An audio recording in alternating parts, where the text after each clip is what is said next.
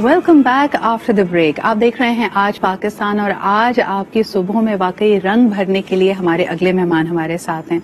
इनका शुमार पाकिस्तान के बेहतरीन विजुअल आर्टिस्ट में होता है। Internationally acclaimed painter and sculptor हैं। इसके अलावा बताते चलें कि अब मौजूदा तौर पे ये प्रिंसिपल हैं arts council institute of arts and craft के।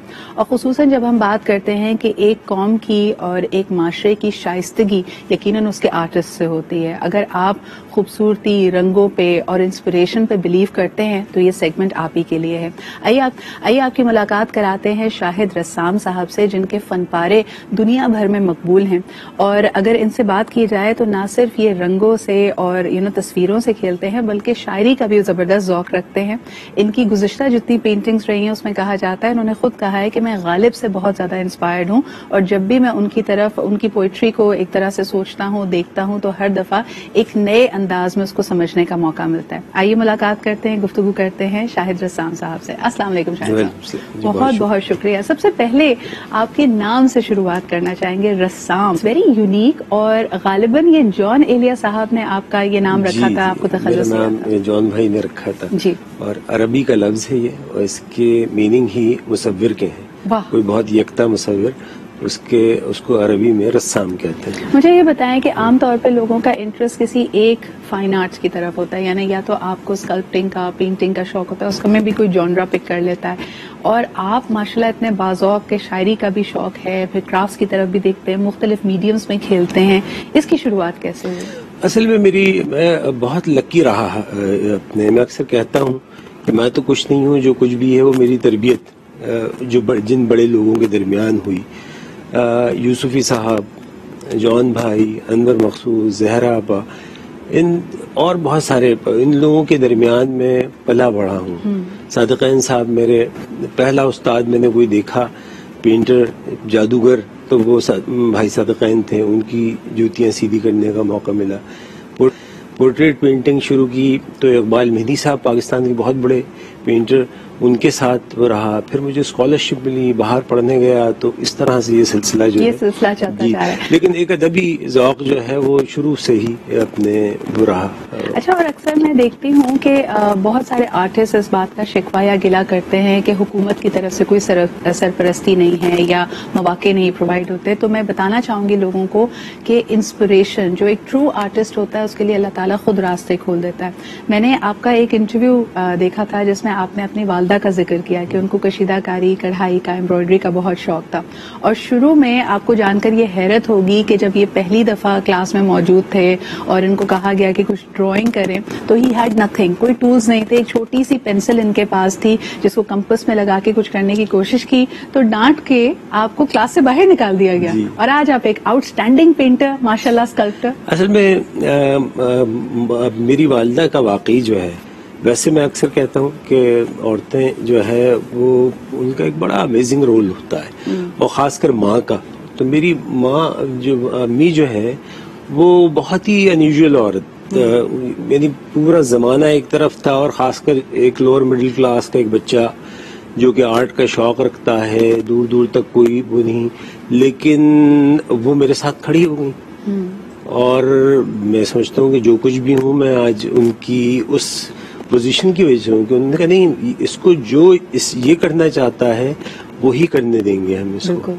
तो ये एक बहुत बड़ी वो होती है, आपको एक सपोर्ट फिगर की जरूरत होती है। और वो अगर किस्सा पूरा आप बताना चाहें लोगों को कि वाटर पेंट्स जब इनके पास नहीं थे तो इनकी वालदा ने जाकर, उस वक्त छोटी छोटी दवात मिलती थी स्याही की, उसको लिया, उसको डाइल्यूट किया, एक टूटे हुए पेन में अपने ही दुपट्टे का एक टुकड़ा डाला, और उसके बाद इनको बताया कि रंगों से खेलने के लिए या कोई फनपारा बनाने के लिए आपको सिर्फ और सिर्फ मटेरियल्स की या चीजों की जरूरत नहीं है। इस इंस्पिरेशन को शायद साहब आप आज के फनकारों को कैसे देखते हैं? क्योंकि आई see that when you are the principle of arts council institute of arts and crafts, वहां पे भी हम देखते हैं कि ऐसे सेक्टर्स से लोग आते हैं जो अंडर सर्व्ड हैं और उनकी तकलीफें भी वही होंगी। क्या ये खास तौर पे एक आर्टिस्ट को जो बहुत हसास होता है उसको और ज्यादा गमजदा कर देती है ये सिचुएशंस? मैं सिदरा रोने धोने का कायल नहीं हूँ, बिल्कुल, और मेरी जिंदगी में हमेशा से एक पॉजिटिविटी और आगे देखने और इवन अंधेरे में से भी रोशनी तलाश करना मेरा मकसद रहा है। सही।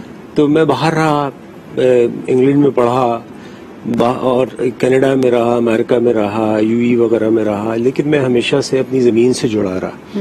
اور میری ایک تمنا یہ تھی کہ یہاں پہ وہ بچے بچیاں جن کا تعلق میری جیسے قبیلے سے تھا, لوور مڈل کلاس سے یا انڈر پریویلیج کہہ لیجیے آپ اس کو, ان کے لیے کیا میں کر سکتا ہوں, واٹ شوڈ آئی کنٹریبیوٹ. تو 5-6 سال پہلے ہم نے یہاں پہ ایک اسکالرشپ پروگرام شروع کیا arts council institute of arts and craft میں, اور وہاں پہ وہ بچے بچیاں پورے شہر سے نہیں پورے ملک سے ہم نے ان بچے بچیوں کا انتخاب کیا جن میں ٹیلنٹ بہت زیادہ ہے لیکن وسائل نہیں ہے. پھر دوسرا چیلنج تھا ان کے ماں باپ کو کنونس کرنا, کیونکہ آرٹ ابھی بھی سوسائٹی میں اس طرح سے نہیں ایکسیپٹ کیا گیا like any other profession.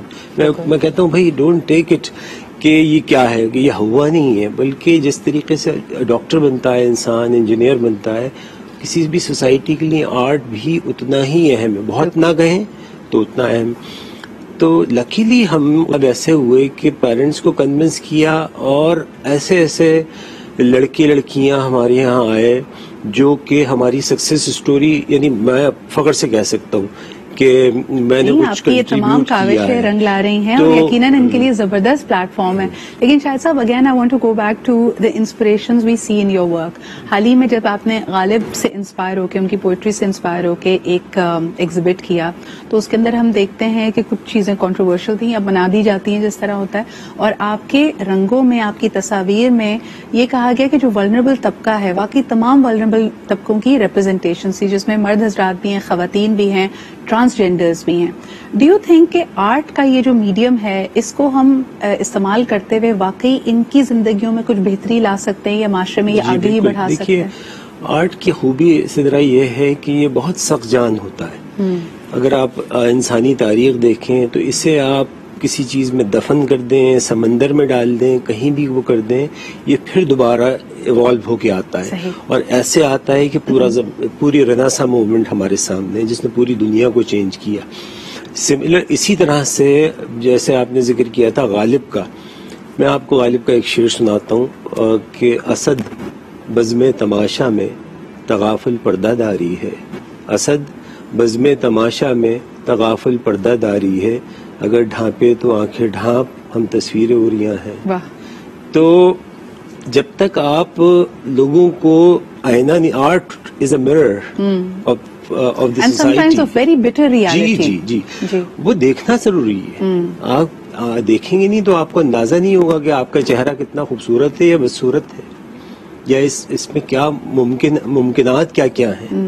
And the best art around the world ہمیشہ یہ آپ دیکھیں کہ امپریشنزم میں, ماڈرنزم میں, آپ چاہے فرانس کی بات کریں, امریکہ کی بات کریں, UK کی بات کریں, تو واقعی یہ تلخ حقیقتوں کو ہی اجاگر کرتے آئے ہیں آرٹسٹ. ہمارے یہاں انفارچونیٹلی المیہ یہ ہے کہ جو خوبصورتی دکھائی جاتی ہے تو ہم اس کو کہتے ہیں کہ ہاں دیکھو یہ قومی مفاد میں کام کر رہا ہے. جہاں آپ نے کسی تلخ حقیقت پہ روشنی ڈالی تو اس کو کہا جاتا ہے کہ دیکھو یہ تو بدصورتی دکھا کر انٹرنیشنل فیم سمیٹنے کی کوشش کر رہا ہے. ہم سیکھنا نہیں چاہتے. ہمارے ساتھ ایک پرابلم یہ ہے, میں آپ کو ایک چھوٹی سی تاریخ کے حوالے سے مثال دوں, چونکہ میں ہسٹری کا ایک اسٹوڈنٹ ہوں, کہ جب ورلڈ وار تھی تو اس زمانے میں پکاسو نے گرونیکا ایک پینٹنگ بنائی جو بمبارمنٹ کی گئی تھی ایک چھوٹے سے اسپینش گاؤں کے اوپر, اور اس نے پورے اس اپنے جو فاشزم چل رہا تھا اور جو بالکل روتھلیس اپروچ تھی اس کو بالکل بدل کے رکھ دیا. تو اسی طرح سے آرٹ جو ہے وہ اس کا بڑا بہت ایور لاسٹنگ امپیکٹ ہوتا ہے. صحیح. اچھا, یہاں پہ 2 چیزوں کا ضرور ذکر کرنا چاہیں گے. جو بڑی بڑی گیلریز ہیں دنیا کی مغربی ممالک میں, تہذیبی یافتہ معاشرے میں, شاہد صاحب اس میں اکثر یہ کہا جاتا ہے کہ ڈیورنگ دا کلونیل ایرا یا دی ایرا آف انویژنز یہ سارا سرمایہ ہمارا جو ورثہ تھا وہ سمیٹ کر لے گئے, اور بہت سارے ممالک نے اب کلیم کیا ہے کہ بھئی یہ ہماری تہذیب کا حصہ ہے تو اس کو واپس کیا جائے. آپ اس ڈیبیٹ کو کیسے دیکھتے ہیں؟ دیکھیے, ایک اس میں یہ بات ہے, ان کو اس بات کا احساس تھا کہ یہ بہت قیمتی پریشیس چیزیں وہ لے گئے, اور ہم نے آج بھی اس کی قدر نہیں کی. ایک بات تو یہ ہے, تو اس کی پریزرویشن ہی نہ ہوتی اگر لے کے نہ جاتے. آپ اس کی مثال یہاں دیکھ لیجیے, پاکستان میں نہیں بلکہ افغانستان میں جو بامیان کے مجسمے توڑے گئے, یا یہاں پہ بھی جو ہماری ہسٹوریکل پلیسز ہیں ان کا جو حشر کیا جاتا ہے, تو ہم نے اس کی قدر ہی نہیں کی. انہوں نے کم از کم اس کی قدر تو کی. اچھا اب اگر آپ جاگے ہیں, آپ کو خیال احساس ہوا ہے, خیال آ رہا ہے کہ واقعی یہ کوئی اہم چیز ہے ہماری زندگی کی, آپ مانگنا چاہ رہے ہیں تو وہ دے بھی رہے ہیں. بالکل صحیح. اچھا ایک آخری بڑا ہی اہم آپ لوگوں کے لیے خبر لے کے آئے ہیں کہ اس وقت الحمدللہ دنیا کا جو سب سے بڑا قرآن ماشاءاللہ سے کریٹ کیا جا رہا ہے, اس کو یہ اعزاز بھی شاہد صاحب کے پاس ہے, اور پہلے 2 صفحے بنانے میں 2 سال لگ گئے, اور انشاءاللہ تعالی یہ ایکسپو 2020 جو دنیا کی اب سب سے بڑی ایگزیبیشن اور ایکسپو ہونے جا رہی ہے, وہاں پہ شو کیس کیا جائے گا. یہ اعزاز آپ کو حاصل ہے. یقیناً پاکستان کا پرچم آپ اونچا لہرا رہے ہیں, کیونکہ جب بھی آپ کا ذکر ہوگا, جب بھی اس نمونے کا ذکر ہوگا تو یقیناً پاکستان کا نام اس میں آئے گا. اس کے بارے میں ہمیں کچھ بتائیے کہ کتنا مشکل تھا اور کس طرح یہ سفر آگے بڑھ رہا ہے. نہیں, چیلنجنگ تو تھا, کیونکہ میں ایز اے پینٹر اینڈ اسکلپٹر ہمیشہ یہ سوچتا تھا کہ قرآن کریم میرے لیے بہت اہمیت ہے کلچر کی. بالکل. تو اس کی روحانی اپنی اہمیت ہے, لیکن culturally it is much more important.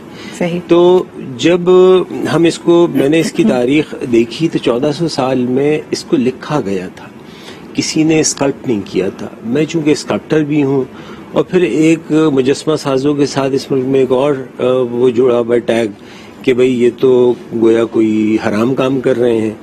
تو میں نے ان کو دکھایا کہ بھئی قرآن کریم کے الفاظ کو اسکلپٹ کر کے اور پینٹنگ کے کمبینیشنز کے ساتھ پینٹ کیا, اور وہ کینوس پہ ہے. یہ تاریخ یہ ہے کہ یعنی ہر صفحہ ایک کینوس ہے, جیتا جاگتا نمونہ ہے. اس میں کپڑے کا, پیپر کا, لیدر کا استعمال کیا گیا ہے. اس کے علاوہ دھاتوں کا بھی استعمال کیا گیا شاید صاحب. جی دیکھیے, اب تک جو قرآن کریم لکھا گیا ہے وہ کاغذ پہ یا کھال کے اوپر. صحیح. یہ ہم نے کینوس پہ کیا ہے, اور اس کے تمام الفاظ جو ہے میٹل میں کاسٹ کیے گئے اور پھر ان کو گولڈ پلیٹڈ. زبردست. اور یہ گولڈ پلیٹڈ ہے. انیشلی یہ 5 سال قبل شروع ہوا تھا, اور آپ نے مجھے بتایا کہ ازراحن مذاق انور مقصود صاحب نے کہا کہ کیا آپ کے پوتے پوتی ہیں اس کو کمپلیٹ کریں گے, لیکن ہماری دعا ہے شاید. نہیں, لیکن اس کی ہم نے ٹائم لائن ہے. میں نے اپنی پوری ایک ٹیم ٹرین کی اپنے اسٹوڈنٹس کی, 200 سے زیادہ آرٹسٹ پہ کام کر رہے ہیں, اور اگلے 4-5 ایئرز میں یہ کمپلیٹ ہو جائے گا. دس از بیوٹیفل. اور یہ پہلی دفعہ شو کیس ہوگا جی at the upcoming expo 2020. اگر آپ دبئی میں مقیم ہیں ضرور جا کے دیکھیے گا. میرے خیال میں یہ پاکستانی ایگزیبٹ کی, پاکستان پیویلین کی پہچان بنے گا. بہت شکریہ شاہد صاحب موجود ہونے کے لیے. آپ لوگوں کی وجہ سے یقیناً بہت سارے ینگ آرٹسٹ کی حوصلہ افزائی ہوتی ہے. You truly are an inspiration. بہت شکریہ موجود ہونے کے لیے.